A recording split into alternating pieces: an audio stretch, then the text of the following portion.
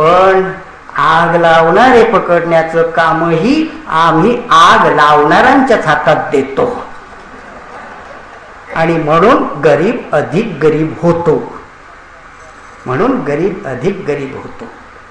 तर हा बाबासाहेबांचा परिवर्तनाचा लढा आम्हाला समजावून घेतला पाहिजे. आणि परिवर्तन आणायचं असेल तर तुम्हाला पंचक्षेत्रात नवीन मूल्य प्रतिष्ठित केली पाहिजेत.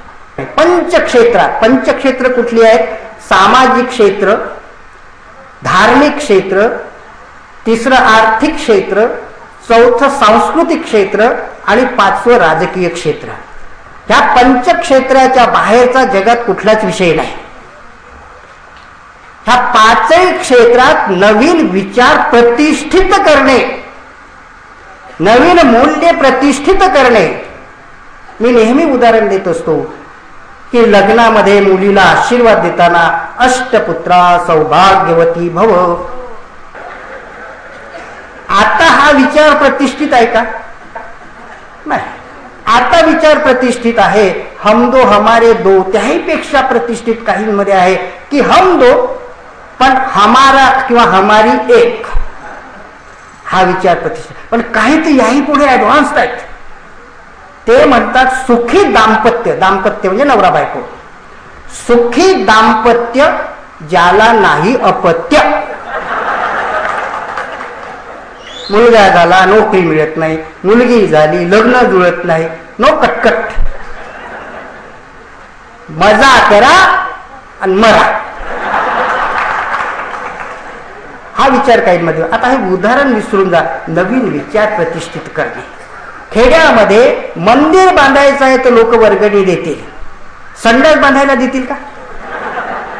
कारण मंदिराचा विचार प्रतिष्ठित आहे, संडासाचा विचार प्रतिष्ठित आहे का? पण गरज कशाची आहे? म्हातारे आहेत, आमच्या आया बहिणी आहेत, पाऊस आहे, पाणी आहे, वाघाची भीती, नागाची भीती, बिबट्याची भीती. गावाच्या बाहेर पाट्या असतात वाघाच्या, नागाच्या, आमच्या तमक्या. आणि आम्ही बाहेर आलो म्हणजे आमची मायमाऊली तिथं बसली असते, ती उभी होते आणि वर पाटी असते, ग्रामपंचायत आपलं स्वागत करीत आहे.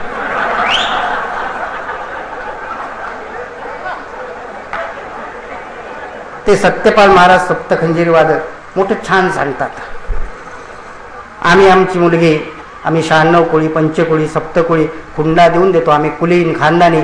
आणि एवढं करू नये त्याला अट नाही घालत की तुझ्या घरी संडास आहे का सांग, तुझ्या घरी संडास आहे का सांग आमच्याकडे. म्हणजे हा विचार पंचक्षेत्रात, विचार सगळ्या क्षेत्रामध्ये नवीन विचार प्रतिष्ठित करणं हे आवश्यक आहे. आणि त्या परिवर्तनासाठी सामाजिक क्षेत्राचा, एका पंचक्षेत्रामध्ये एका क्षेत्राचा आपण जर विचार केला तर सामाजिक क्षेत्रात आपल्याला लक्षात येईल की ह्या जाती 5000 वर्षाच्या मागे पलीकडे हजारो लाखो वर्षे ह्या जातीच नव्हत्या. म्हणजे जसं 1884 मध्ये एकही पक्ष नव्हता, तसंच मागे 5000 वर्षाच्या पलीकडे लाखो वर्षे ह्या जातीच नव्हत्या. ह्या जातीच नव्हत्या आणि धर्मही नव्हते. जाती आणि धर्म हे मानव निर्मित आहेत. जाती आणि धर्म हे मानव निर्मित आहे. हे इथं पक्क हे ईश्वर निर्मित नाहीत, हे आपल्याला इथं लक्षात ठेवायचं आहे. आणि त्यामध्ये भारतामध्ये महिलांची काय अवस्था आहे. बाबासाहेब आंबेडकर म्हणतात की तुमच्या घराचा दर्जा, तुमच्या कुटुंबाचा दर्जा कशावरून ठरतो? मोठी बिल्डिंग आहे, खूप जमीन आहे, सोनं आहे, सगळं आहे, कार आहे, याच्यावरून नाही ठरत. तुमच्या कुटुंबाचा दर्जा तुमच्या घरात महिला किती शिकलेल्या आहेत यावरून ठरतो. तुमच्या समाजात महिला किती शिकलेल्या आहेत, तुमच्या देशात महिला किती शिकलेल्या आहेत यावरून ठरतो. आणि म्हणून म्हटलेलं आहे, जिच्या हाती पाळण्याची दोरी ती राष्ट्राला उतारी, ती जगाला उतारी. पण जिच्या हाती दरवर्षी पाळण्याची दोरी ती कशी काय जगाला उतारी? तर ही महिला जी आहे, ही मदर जी आहे, ही मदर आपल्या देशात अशिक्षित आहे.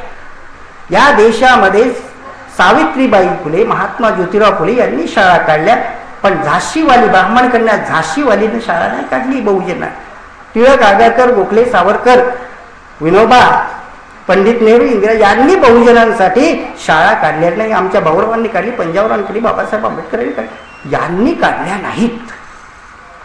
आणि त्या काळी हे झालं असतं तिथे बसलेल्या पंजोबाचे पंजोबा 4था वर्ग पास झाली असती, पणजी 4था वर्ग पास झाली असती, आणि ही मदर जर शिकली असती तर आणखी महत्वाची गोष्ट घडली असती की या देशाची लोकसंख्या वाढली नसती. कारण शिकलेली बाई आपल्या मागे मुलांची लेंढार लावूनच घेणार नाही. परदेशी मुले कुत्र ठेवतात पण पुत्र नको म्हणतात. आणि त्या वेळी आमचे पंजोबा पंजी 4था वर्ग पास झाले असते तर त्याच्या पुढची वेळी आई बापांच्या पेक्षा मुलं जास्त शिकतात, असे जास्त जास्त शिकून घराघरात त्या आपल्याला शिक्षित शास्त्रज्ञ आढळले असते. त्यावेळी भारताची, अखंड भारताची लोकसंख्या केवळ 25 कोटी किंवा 20 ते 25 कोटी होती. ईश्वराच्या कृपेनं हा उद्योग आमचा 1 नंबरवर आहे. आमच्या समोर आदर्श कोणाचा आहे? आमच्या समोर आज तरुणांसमोर आदर्श कोणाचा आहे? नटनट्यांचा. नटनटे कोण आहेत? तर ते समाजातील पात्रांची नक्कल करीत असतात. शेतकरी असला त्याची नक्कल, कामगार असला त्याची नक्कल, कामगार नेते असले त्याची नक्कल, प्रोफेसराची नक्कल, प्रिन्सिपॉलची नक्कल, विद्यार्थ्याची नक्कल, विद्यार्थिनीची नक्कल. ते नकलाकार आहेत. खरे हिरो तर तुम्ही आहात. फुलंचा सिनेमा आला बँडिट क्वीन, तर ती फुलंची भूमिका करणारी ऍक्ट्रेस म्हणे, बाई मी पडद्यावरची हिरोईन आहे, खरी हिरोईन तर तू आहेस. तुम्ही खरे हिरो आहात, ते पडद्यावरचे नाचे आहेत.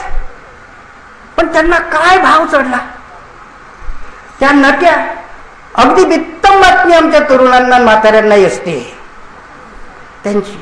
म्हणजे कोणाचं काळ काय होतं, नाच काय झालं, कोणाचं बिघडलं, कोणाचं घडलं, कोणाला लग्नापूर्वी किती झाले, लग्नानंतर किती झाले. कुठलाही माणूस, हे अगदी सडलेलं क्षेत्र आहे सिनेमा. अगदी मनुवाद आणि अंधश्रद्धा वाढवणारं क्षेत्र आहे. देशद्रोही, राष्ट्रद्रोही क्षेत्र आहे. सगळ्या अंधश्रद्धा त्याच्यात हिरोईन संकटात सापडली, देवासमोर बसवली, फूल पडलं, कृपा झाली, विजयी झाली.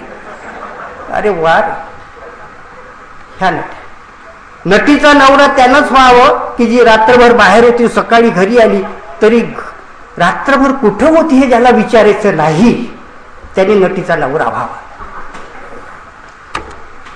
आणि अशा परिस्थितीमध्ये आम्हाला हा सुद्धा विचार करणं आवश्यक आहे. ह्या नट्यांचं वर्णन त्यांनीच केले. कारण आमच्या बहुजनातल्या जास्त नट्या का दिसत नाहीत, तर यांच्या बिचाऱ्यांच्या अंगावर कपडे असतात, त्यांच्या अंगावर कपडे शोधावे लागतात. वेश्या घाऊक विक्री करतात, हे किरकोळ विक्री करतात. कुठं मांडी दाखवून तर कुठं पाय दाखवून तर कुठं किरकोळ विक्री. काही फरक नाही, काही फरक नाही.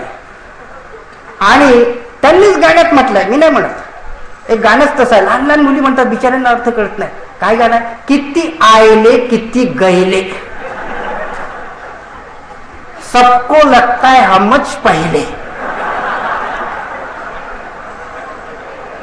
सब कहते मेरी महबूबा, बोला नेने बा, पाणी तापू द्या. आणि पुढे ती काय म्हणते, कटकट नको, मचमच नको, मी आहे अशी आहे, पसंत असेल तर लग्न कर, नाही तर सरक तिकडं, तू नाही तो और सही, और नाही तो और सही. हे कॅरेक्टर त्यांना डोक्यावर घेतो आपण. त्यांचं सगळं आम्हाला माहीत, जन्मतारखेपासून, वाढदिवसापासून. आणि आमची सावित्री माता फुले माहीत नाही, आमची रमाई माहीत नाही, आमची भीमाई माहीत नाही, आमची जिजाऊ माहिती नाही, आमची अहिल्यादेवी माहीत नाही. हे चित्र आहे, हे सडलेलं क्षेत्र आहे. सामाजिक क्षेत्रामध्ये आम्हाला हा विचार सुद्धा करणं आवश्यक आहे. आणि त्याच्यासाठी आम्ही हे मूल्य बदलली पाहिजे. आम्ही कुठली वाईट गोष्ट झाली की काय तमाशा लावला म्हणतो. तमाशातली बाई काय एवढी माहीत आहे का बिचारी? ती बहुजन समाजातले, ती आपलं तोंड उघडं ठेवते आणि पाय उघडे ठेवते आणि आपलं कसब दाखवते. तर काय तमाशा लावला, काय सिनेमा म्हणतो का आपण? नाही. पण एका लहान मुलांनी अगदी मस्त सिनेमाचं कसा आहे सिनेमा हे दाखवून दिला. एक 5 वर्षाचं मूल आंघोळ करून लहानसा टावेल कमरेभोवती उंडाळून बाथरूम मधून बाहेर आला. समोर आजोबा बसले होते. ते आजोबाला काय म्हणते, आजोबा आजोबा सिनेमा दाखवू का?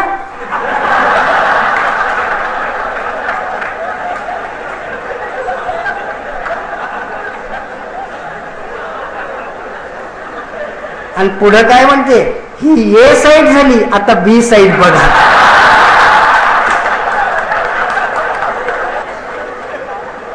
असा आहे सिनेमा पहिलं. म्हणून या पुढेकडे अंधश्रद्धा वाढवणारे राष्ट्रद्रोही सिनेमा, बहुजन समाजाचा अपमान करणारे राष्ट्रद्रोही सिनेमा आम्हाला हाणून पाडले पाहिजे, आम्हाला हाणून पाडले पाहिजे. हे सगळं अंडरवर्ल्डचे नंबर 2चं काम, अगदी सडलेलं काम आहे. अरे देशभक्ती शिकवतात आम्हाला. तो लगान पिक्चर मी पाहिला, मुद्दाम पाहिला. त्याच्यातलं अभिनय मला बोलायचं नाही, दिग्दर्शन बोलायचं नाही, फोटोग्राफी बोलायचं नाही. काय मेसेज जातो त्याच्यातून? क्रिकेट खेळा, अभ्यास सोडा.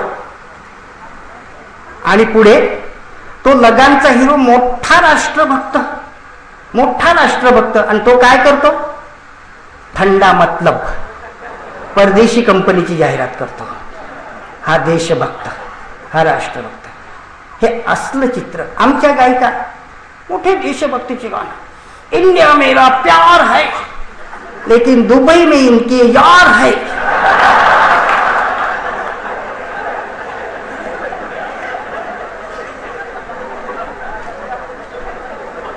हे केवळ विनोद म्हणून नव्हे, तर हे बहुजन समाजावरचं सगळं आक्रमण आहे. फुले शाहू आंबेडकरी विचारावरचे आक्रमण आहे. आम्हाला हे हाणून पाडलं पाहिजे. आमच्या पिढ्या ज्या शिकल्या, थोड्या पुढे गेल्या, 4 पैसे झाले, त्यांना बिघडवण्याचं काम सिनेमा आणि ह्या चॅनल्स करीत आहेत. सामाजिक क्षेत्रामध्ये ही मूल्य, आमचे आदर्श हे बदलले पाहिजेत.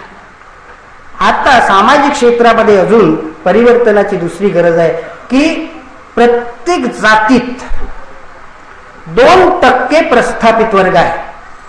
त्याला आपण मोठा वर्ग म्हणू, शिकलेला वर्ग म्हणू, काय म्हणू. त्या 2% प्रस्थापित वर्गाच्या ताब्यात त्याचा 98% समाज आहे. हा प्रत्येक जातीतला 2% मोठी माणसं आपल्या 98% जातीवर नियंत्रण ठेवतात, नव्हे आपल्या 98% जातीचंही शोषण करतात. जे असं करत नाहीत त्यांना मी वंदन करतो. अरे हे मोठे लोक प्रत्येक जातीतले आपल्या जातीत एखाद्या गरीबाचा मुलगा आपल्या कुटुंबाच्या पुढे जाऊ नये अशी यांची नियत असते.